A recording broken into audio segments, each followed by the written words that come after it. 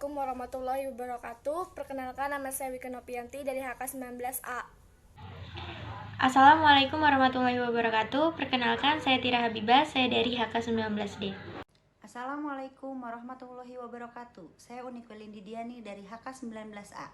Assalamualaikum warahmatullahi wabarakatuh. Perkenalkan, nama saya Raden Lita Nur Elta. Saya dari kelas HK19C dari kelompok 1 Jati Diri Bangsa. Terima kasih. Perkenalkan, nama saya Vindi Agnes Fitri Silvani dari HK19A. Assalamualaikum, saya Mutiara Dewi Pohan dari HK19A. Assalamualaikum warahmatullahi wabarakatuh. Saya Janal Fadia dari HK19A. Terima kasih. Assalamualaikum warahmatullahi wabarakatuh. Perkenalkan, nama saya Merliana Dewi dari HK19A.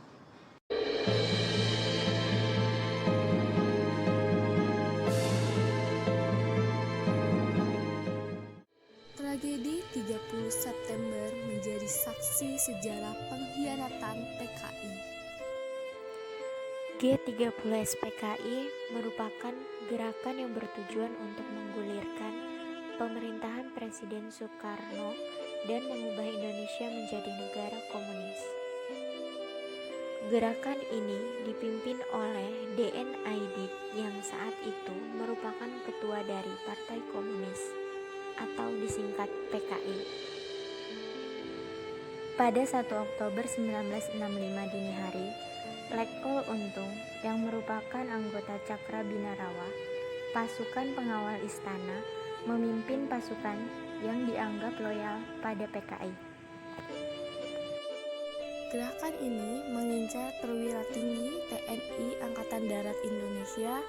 3 dari 6 orang yang menjadi target langsung dibunuh di kediamannya, sedangkan lainnya diculik dan dibawa menuju lubang buaya. Jenazah ketujuh perwira TNI Angkatan Darat ditemukan selang beberapa hari kemudian. Keenam perwira tinggi TNI Angkatan Darat yang menjadi korban dalam peristiwa ini adalah: pertama, ada Letnan Jenderal Anumerta Ahmadiani. Kedua, Mayor Jenderal Raden Suprapto. Ketiga, Mayor Jenderal Mastirto Darmo Haryono. Keempat, Mayor Jenderal Siswondo Parman.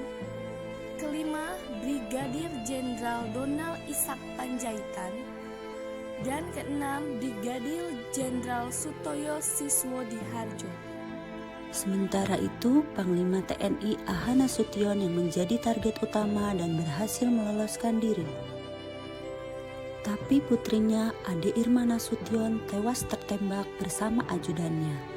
Lettofiere Andreas Tendian diculik dan ditembak di lubang buaya.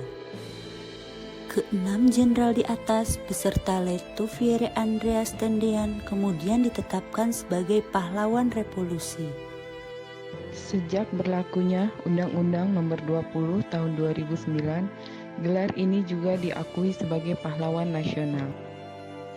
Selain itu, beberapa orang lainnya juga menjadi korban pembunuhan di Jakarta dan Yogyakarta. Mereka adalah Brigadir Polisi Ketua Karel Saswitubun, Kolonel Katamso Darmokusumo, Letnan Kolonel Sugiono Mangunwiyoto. Setelah peristiwa G30 SPKI, rakyat menuntut Presiden Soekarno untuk mengubarkan PKI. Soekarno kemudian memerintah Mayor Jenderal Soeharto untuk membersihkan semua unsur pemerintahan dari pengaruh PKI. PKI dinyatakan sebagai penggerak kudeta dan para tokohnya diburu dan ditangkap, termasuk D.N. Aidit yang sempat kabur ke Jawa Tengah tapi kemudian berhasil ditangkap. Anggota organisasi yang dianggap simpatisan atau terkait dengan PKI juga ditangkap. Organisasi-organisasi tersebut antara lain Lekra, CGNI, Pemuda Rakyat, Barisan Tani Indonesia, Gerakan Indonesia, dan lain-lain. Berbagai kelompok masyarakat juga menghancurkan markas PKI yang ada di berbagai daerah. Mereka juga menyerang lembaga, toko, kantor, dan universitas yang dituding terkait PKI.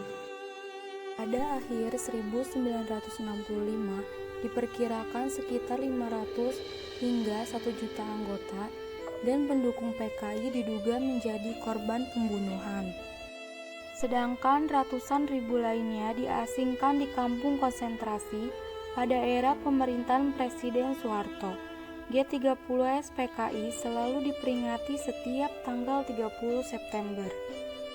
Selain itu, pada tanggal 1 Oktober juga diperingati sebagai Hari Kesaktian Pancasila. Untuk mengenang jasa ketujuh pahlawan revolusi yang gugur dalam peristiwa ini, Soeharto juga menggagas dibangunnya Monumen Pancasila Sakti di Lubang Buaya, Jakarta Timur. Pada tahun 1984, film dokudrama propaganda tentang peristiwa ini yang berjudul Penumpasan Pengkhianatan G30S PKI dirilis. Film ini diproduksi oleh Pusat Produksi Film Negara yang saat itu dipimpin Brigjen G. Dwi Fayana yang juga staf kepresidenan Soeharto dan menelan biaya 800 juta. Mengingat latar belakang produksinya, banyak yang menduga bahwa film tersebut ditujukan sebagai propaganda politik. Apalagi di era Presiden Soeharto, film tersebut menjadi tontonan wajib anak sekolah yang selalu ditayangkan di TVRI tiap tanggal 30 September malam. Sejak Presiden Soeharto lengser pada tahun 1998, film garapan Arifin Senur tersebut berhenti ditayangkan oleh TVRI. Hal ini terjadi setelah desakan masyarakat yang menganggap film tersebut tidak sesuai dengan kejadian sebenarnya.